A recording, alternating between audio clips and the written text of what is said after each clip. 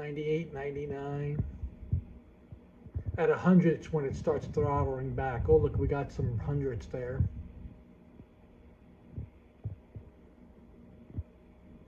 Definitely not good.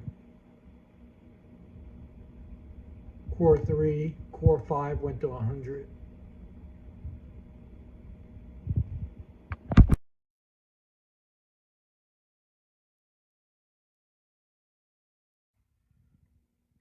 Okay, this is a simple test. All I'm doing is running Defender against my C drive, and the CPU is getting to 100 in most cases, 98, 99, 100.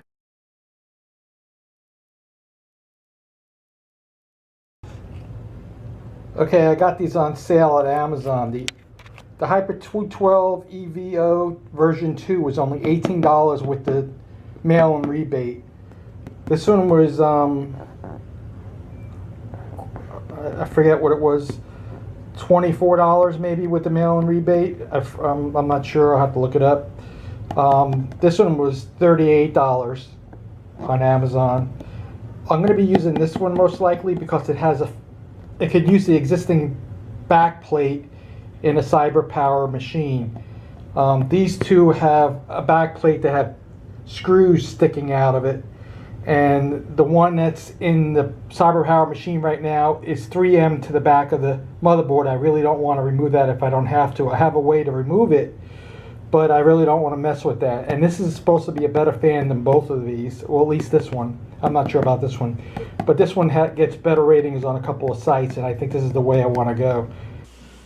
I'm going to be putting one of them in the CyberPower I7-11700 to replace the stock fan that's in it. It's awful. And I'm going to just weigh each one and we'll see what the weight is. So this is the original RGB black edition. Pounds 5.2 ounces.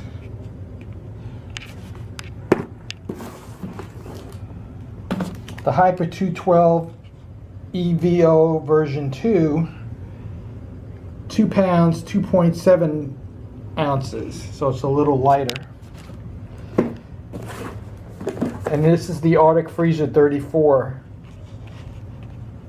which feels a lot lighter, but is actually 2 pounds, 1.9 ounces. So it looks like it's the smaller weight of all three. So this is the stock fan in the CyberPower machine. I'm getting 95, 100 Celsius, just running some video editing, scanning for viruses, things like that. So this fan is unacceptable when it's coming out. Now it has two plugs. One goes to the motherboard and one goes to the back side of the case. The back side of the case is the RGB. The Freezer 32 here doesn't have RGB, so I'm not going to be using that. I'll just take that cable off, and we're going to just see what happens. So this is the back plate that I don't want to take off. It's already got an existing back plate for that CPU. Hopefully I won't have to touch that, and I don't want to touch that, because here, under here is some 3M tape. If I had to, I can put some dental floss, heat up this a little bit, and then pull that out, but I really don't want to do that. And I'll take the RGB cable off that's down in the bottom. This is what I'm going to use to clean the CPU after I pull it off. I'm going to pull the screw on the bottom slightly loose, then that one, and that one, and that one. All four. Just loosen them and then take them off individually. This is what the original paste looks like on when you take it off. Looks like it got decent coverage.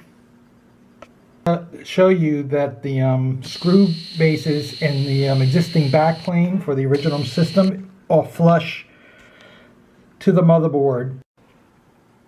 This is what you get in the case. It comes like this. The fans are already attached with the cable. Your parts are in a bag.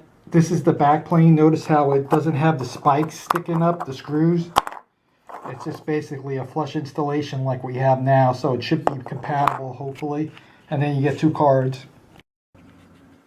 So here's all the parts you get after you open the bag. There's three of those actually. I pulled one out. I think you use these larger ones. I'm gonna look in the instructions The instructions are actually online. The good thing about this is these, I'll show you real quick. You just screw them into the existing backplate that the original motherboard and CPU cooler used. They're a perfect fit for it. You see that? So if you're going to do this, all you got to do is take the CPU. The website say revision 1, revision 2. 3. There's no 2. I selected revision 3. I don't think the instructions are going to be much different. I'll probably look at both. Revision 1 and revision 2, since they don't have a revision 2, it asks you what CPU you're using, and then it says preparation, remove the old CPU. Make sure you have the coolant orientation, which I should check first to see if it's going to fit, and then I'll do the installation. Okay, I test fit the fan and the CPU cooler. In the case, there's plenty of room. It clears all 4 memory slots on the CyberPower machine, and the fan clears the top case no problem. So this is going to fit in your CyberPower machine no problem with the 2 fans. Here's a little animation they give you. Basically, I'm going to do a back exhaust. I think it's the first one. There's 4 of them to choose. Alright, here's the difference between the revision 2 and revision 3 in the install, supposedly, I guess. Here's the instructions for the system with the LGA 1200 in revision 2. There's some washers, I guess.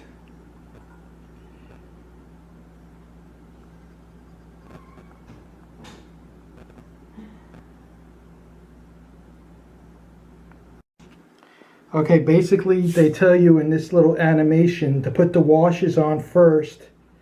See the washers? And then you put the mount on top. There's the washers. They're in these little plastic washers. So you put that on before you put the little turn nuts on these things. I don't think revision 1 came with the washers. So revision 2, which it says, is what came with the washers. I missed this in the instructions. That's the one that you have to use for the LGA 1200, the larger one. Looks like the smaller ones you don't use for this, so that's a good sign. I'll take a picture too. Okay, I put the 4 studs in there, and I put the washers in. The washers have a little sticky stuff on the bottom, so when you put them in, it's going to stick to the board, which is good. And I just hand tightened them. I didn't do any mechanical tightening. About this CPU cooler from Aric 34 is that you don't have to touch the back plate of the existing CyberPower system.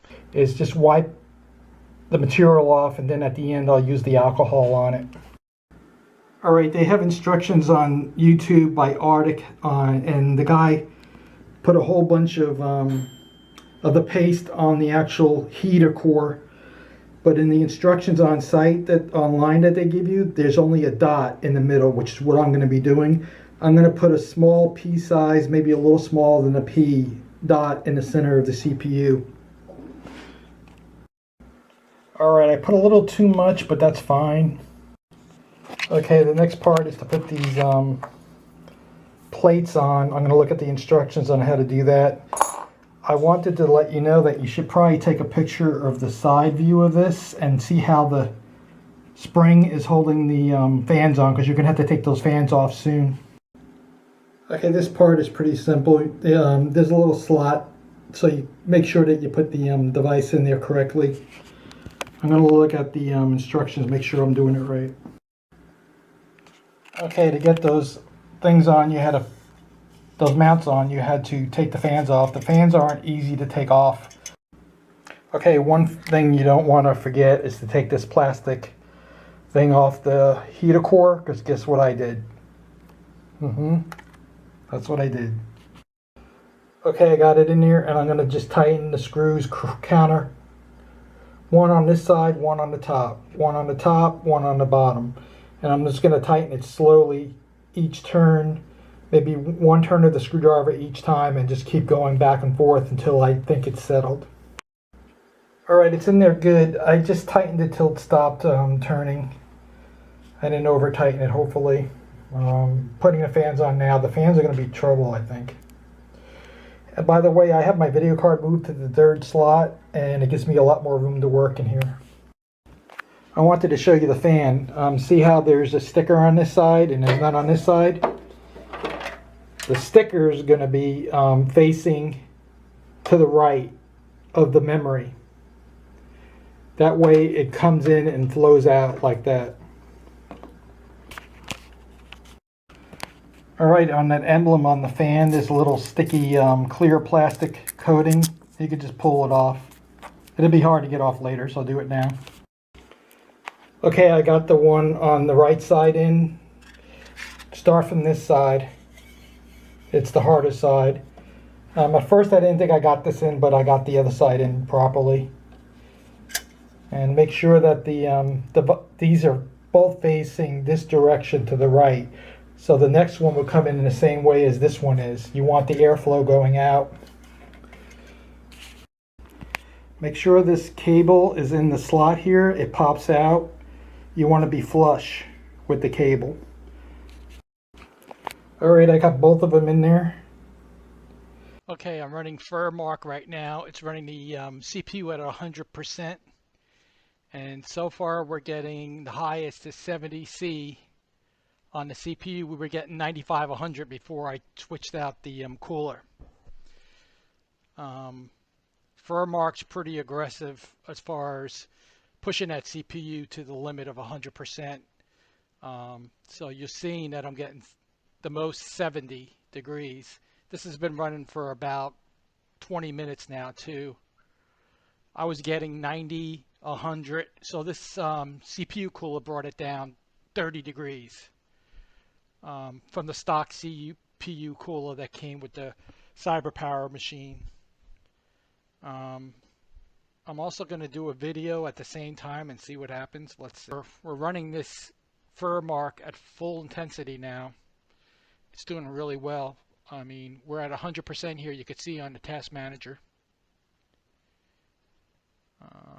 It's at 4.13 on speed, but see, it's doing the video at the same time. So it's doing the stress test plus making a video at the same time. I don't expect the video to go very far as completing because this guy is eating up all the processing time right now. GPU is running at 57, 51 degrees, 56 utilization right now. So this is a really hard stress.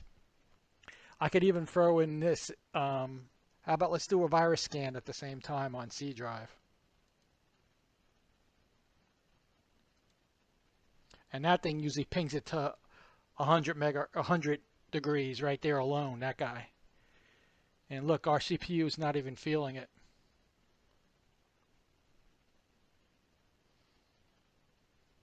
Let's go here. Yeah, we're still running pretty well. Full speed, 4.15. That's pretty close to full speed. CPU's hasn't gone over 66 degrees since I restarted core temp. And it's still doing the FurMark stress test and creating a video at the same time and scanning the hard drive. I was getting 100 here constantly on one of these items, not on 3 of these items, but if I ran one of these, it would get 100. Now it's getting 63. So that Aric CPU cooler I have is doing its job, unlike the stock CPU that CyberPower gives you. And I'm going to be running more tests like this in the future. I'm going to be setting up gaming, and I'll do some tests on gaming. This is actually more stressful than the gaming will ever be, though.